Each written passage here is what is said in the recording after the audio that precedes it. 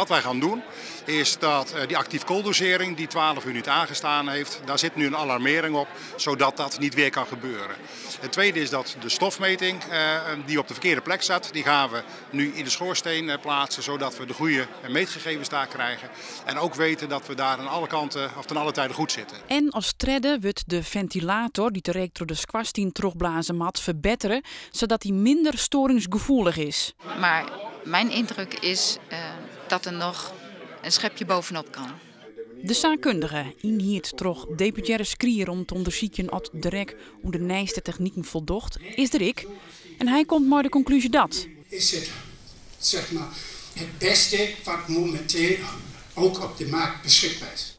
Een moderne oven, maar de beste technieken. De bypass wordt dan ook nog bepraat. Het onfilteren uitstitten van gevaarlijke stoffen. Nee, zei de rek, dat in de opstartleiding en er komen geen giftige stoffen bij vrij. Maar hij kan wel onpast worden, is het advies.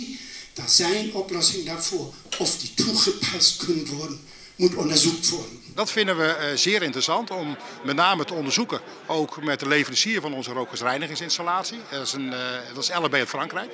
Om samen met hun te kijken of dit mogelijk zou zijn. Maar dan is er nog een oorpunt. De ruwe temperatuurgegevens. Wordt er te leeg verbaand omdat er te wierd afval binnenkomt en zwaar getat van dioxine.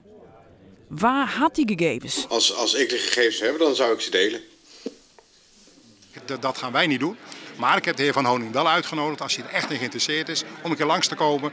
Dat hij net als de FUMO mee kan kijken. Ik hoef zelf persoonlijk net zo'n die temperatuurgegevens in te zien. Ik wil dat deskundigen, die ten echt deskundigen binnen, dat die kritisch naar die getallen zien kennen. Ja, maar dat doet de FUMO toch? Ja, dat doet de FUMO. Maar de FUMO zei, we hebben geen aanleiding om ze op te vregen. Want wat u betreft is er niks aan de hand. Dus de FUMO het ze net. De rek was er net oude aan. Dus net in het ze. Nou, dat is een situatie waarvan ik vind die net terug kennen.